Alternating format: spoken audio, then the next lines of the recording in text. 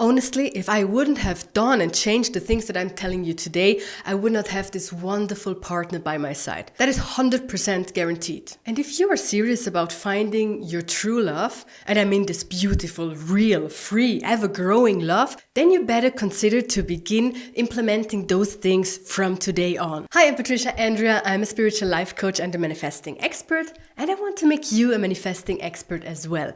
And today we talk about love. My friends, because today is such a beautiful topic, I even wore my beautiful heart necklace, my dress. I don't know if you can, see it.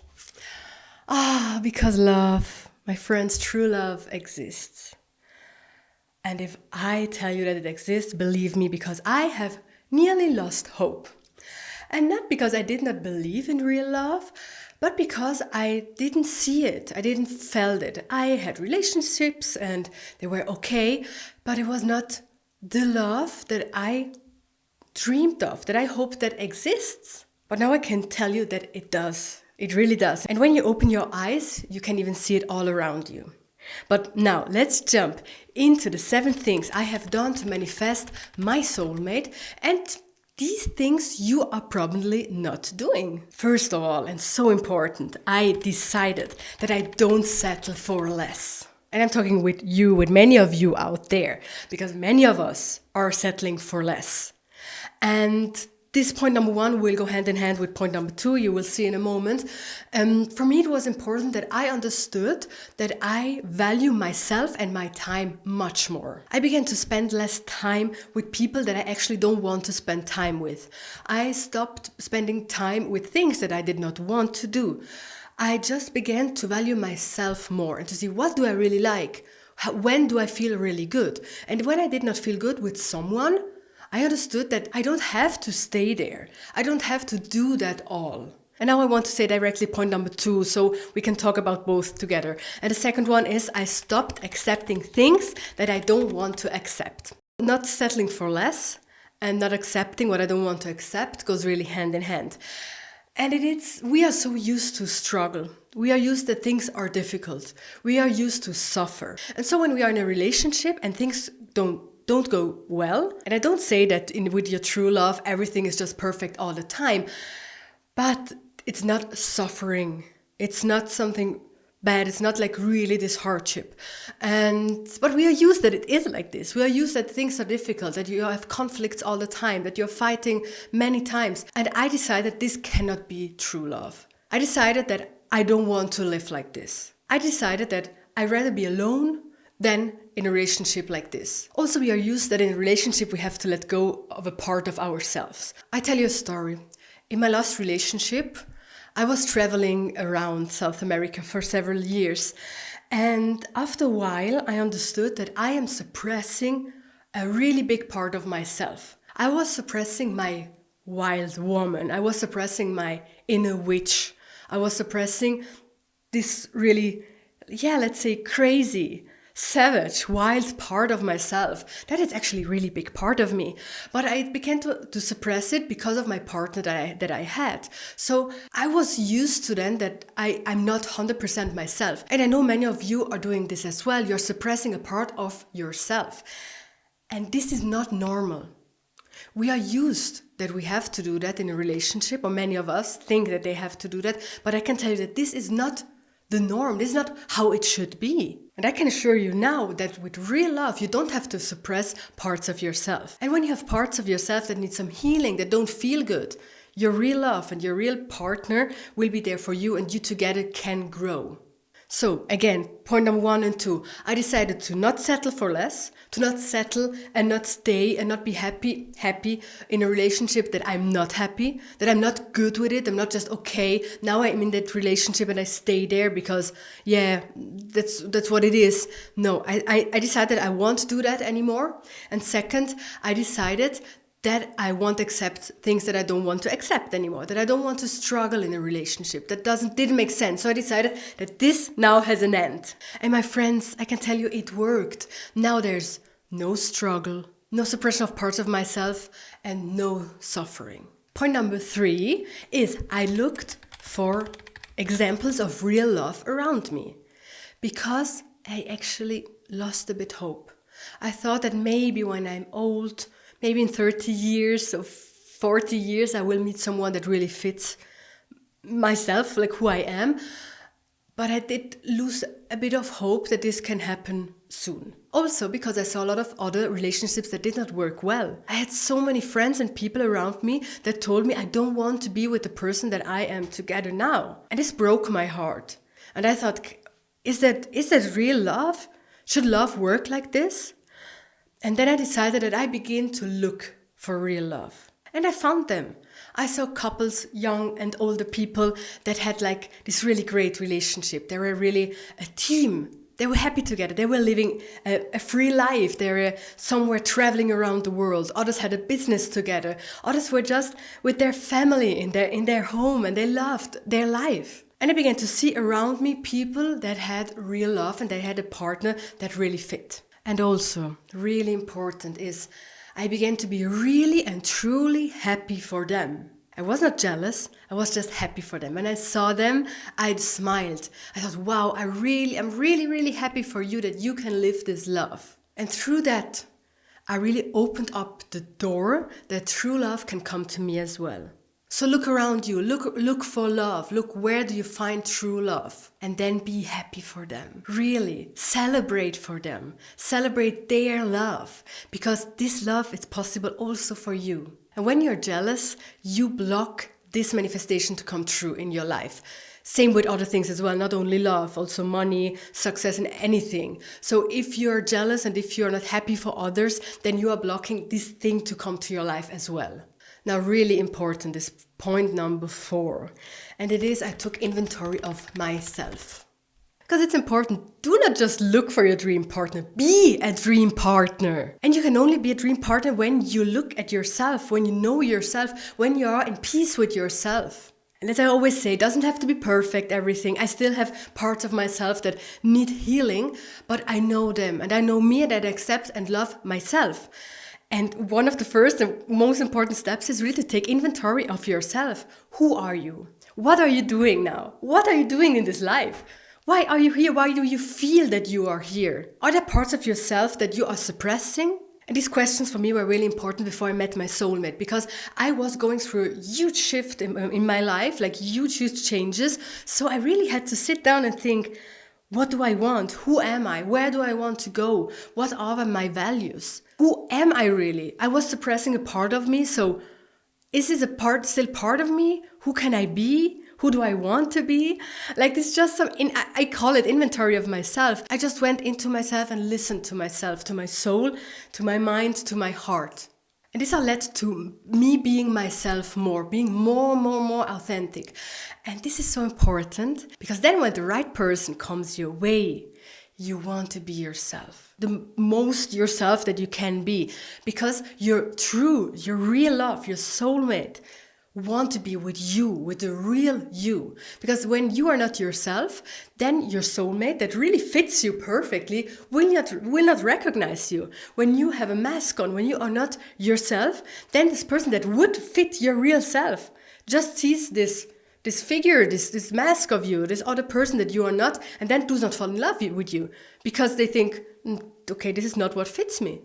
So begin really to be yourself, to be authentic.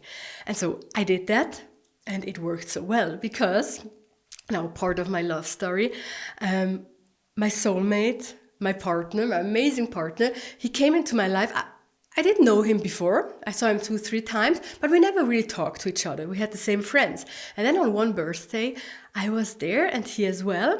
And then he came to me and said, hey, how it's going? And then we began talking. And because I had done all this inventory of myself, I was happy. And I was talking about all my interests. I was talking about how I make music. I was talking about that I don't know where to travel next. I traveled the world. Now let's see what happens next. And he was like, he looked at me. I think in that moment he fell in love with me. And I fell in love with him at the same time. But it was so amazing. And I knew, and we know now, that this was because we both were really ourselves.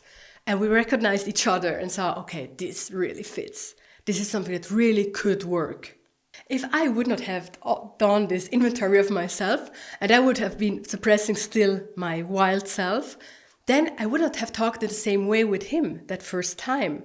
or the time when we fell in love, because I would be maybe more calm, like in a way that I thought that other people want to see me, want me to be, and I would be not be in peace with myself. I would be struggling. I would have been much different. So in other words, I became a dream partner for him. Not only he for me, but I for him. Oh, now thinking about that day when we met, this is so beautiful. I'm losing my mind just thinking about that. It was the beginning of something amazing. And yeah, so I wish that for you as well. But let's jump to the next point. Point number 5 is I scripted. I had 2 ways of doing that. First, I really scripted in a journal. And second, I don't know why I did that, but I began to write a list in my head. What I wrote in the journal I talked about in this video. You can watch this next. I put the link down in the description. But more importantly, I'm sure this was much more important, is the list that I wrote in my head.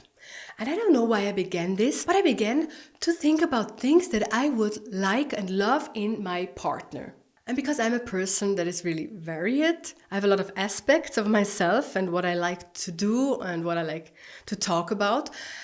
Usually when I met someone, there were only 1 or 2 aspects that really fit. And so I began in my mind to really to design this perfect person. For example, I thought, I would love someone who loves to travel as I do. Someone that doesn't feel dependent on a place, that doesn't want to stay in one place forever. Someone that doesn't have a problem to live in different places at the same time. Someone who's just free. And because I knew that from one person, but not from other people, I thought about this aspect that I really liked about one person. And I thought, if my dream partner likes to travel a lot and to be around and be free, then that would really fit. Then something else was spirituality. I thought about how important it is for me that I can talk about spirituality, that I can be the witch that I am, that I can be who I really am, and that my partner does not only accept these things, but likes them. Maybe knows something about it, but at least is interested in it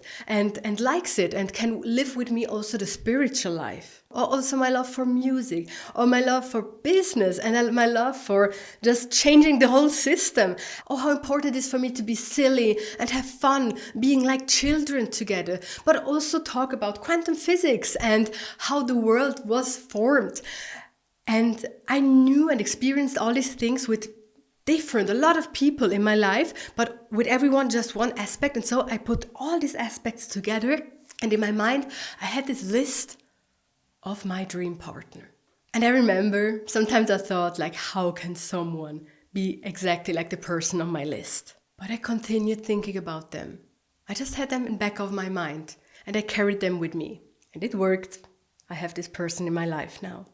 So begin to write a list in your journal or in your mind. If you want to write it in a journal, write it as a letter from yourself to yourself, maybe in 5 years. Like yourself, you in 5 years, you're talking with yourself now and you're writing, I'm so in love. I'm so happy that I met my dream partner, and you don't have to wait for so long. This person's already on the way to you and it makes you so happy. And all these things, and write a list. Think about, what do you really want in a partner? Point number 6 is I shared my love. I have a lot of love to give, first of all. And though I did not have a partner, I shared my love. I shared my love with my friends, with my family, with animals. Usually every animal I see, I greet them and I pet them and I say, how beautiful are you, creature? And I also share my love with nature, and I try to do it also with the whole world. I put love in the things that I do, and I put love into life. And because I was used to give love, it was not difficult for me to give love from the first moment on when we fell in love, me and my soulmate. And maybe this was also one of the reasons why he fell in love with me, because he felt my big heart. And I know this is not easy for every one of you, but begin small, begin with sharing your love. You don't even have to share the love with other people around you. Share it with animals, with nature. Go outside. Look at how beautiful the world is. And if possible, share the love with yourself. Love yourself. I did not really put this point into this list because everyone says you have to love yourself first. Not every time, because when you find your soul partner, your soulmate, they will help you to love yourself. So of course, be on your self-love journey. Begin to love yourself more and more. Begin with accepting yourself. But with your soulmate, you will even begin to love yourself more as well. So don't lose hope if you don't love yourself already 100%. You can still find your soulmate. So this was point number 6, share your love. And now point number 7 is, did not chase, I let go and I trust. So I told you, I made this list in my head. I worked on myself and I hoped kind of for real love to come into my life, but I did not chase it. I was not there trying to meet any guy that I find and maybe he's the one, maybe he's the one, maybe he's the one. I was not chasing. I was not really extremely looking for it. Because when you chase a person and you end up in a relationship with that person, usually this is not true love. Because if it would be true love, you would not need to chase this person. So you end up in the relationship together. It may be okay for a while, but then you or this other person understands that this is not real love. So you had the suffering and the struggle to chase. You came together, you were so happy, and now you have to suffer again because it does not work. So stop that cycle for yourself and for other people and don't chase. Because chasing also is forcing it. So maybe you forced this relationship. But when it's real love, when it's your soulmate, you do not have to force it. So if you have now a crush or are falling in love and this person does not want you, I know this is really hard, but it may not be your true love. And believe me, it's so good that this person does not want you. I remember before I met my soulmate, I met another guy and it was okay, but it was so much suffering and struggle and nothing worked and it was so difficult. And I even wanted to force it that it works, but it did not work. And I say thank you every day that this did not work out. Because if it had worked out, I would not have met my soulmate. And I would not be talking to you right now. So how did I do it to not chase, to trust, to let go of the wish to find my soulmate? I leaned into trust and I lived my life. I lived my life in a way that made me happy. I looked at I am happy myself with myself and that I know that I can live a happy life. And so this made me ready for a partner. Because I'm not half and looking for my other half. I am full and he is full and together we are extremely full. So I just looked at I am happy with myself and I'm happy with my love and I know what I want, and so I was ready for him to come into my life. And with this trust, I knew that he exists and I knew that he will come at the right time and that he will be so happy to meet me. And this is what happened. And this is what I wish for you. Implement these 7 points or the ones that feel good for you, and you will see that difference. Because then you are really on the way to attract and to manifest your soulmate. Do you want to know one of the most important parts of manifestation that this secret doesn't tell you? Then watch this video next. Thank you for being here and thank you to be on that love journey. See you in the next one. Bye!